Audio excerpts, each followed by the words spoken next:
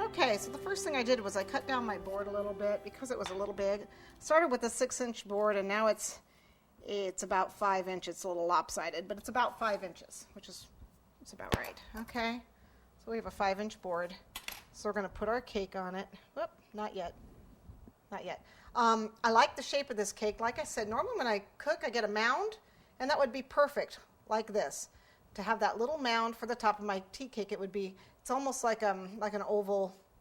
It's not perfectly round teapot. It's fat, but it's squat.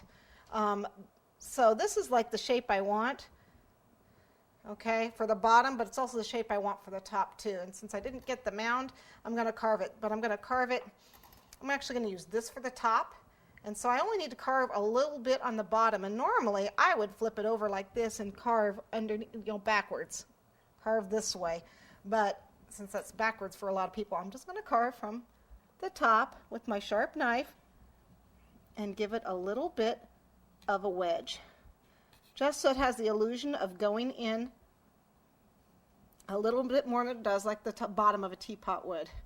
Okay, it only needs to look like it goes underneath once it gets the sugar on it, so it's round like a teapot. So we're just going to carve it in just a little bit.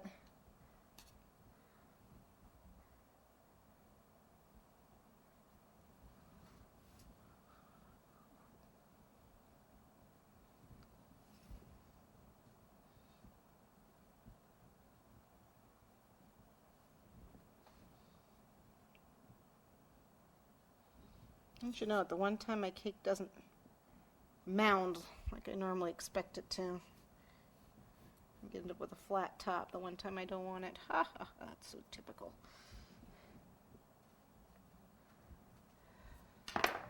Okay, so basically I want it to something like that, a little bit more of a, I'm just an upside down girl, what can I say?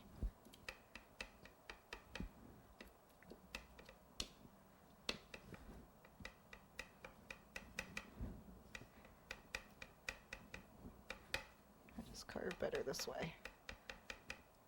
That's silly. Okay, we're going to be covering this entire thing, so you're not going to see if it's uneven or anything. It's a rose. It's going to look uneven anyway. All right. So that's good enough for that. Just a little tiny bit of carving. You can torte and fill this cake. Probably a good idea, but I'm not going to. Oh, let me get my turntable. Make it easier on myself.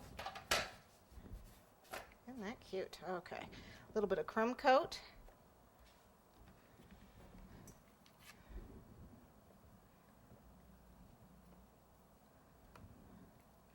All this is going to be very covered, and I mean very covered with fondant, the entire thing. The pot is a rose, and so it's going to be a whole bunch of petals overlapping. So all I need is something for that fondant to stick to. I'm not even going to cover it, a base cover with fondant. I'm just going to, it's going to have so much fondant on it. Oops.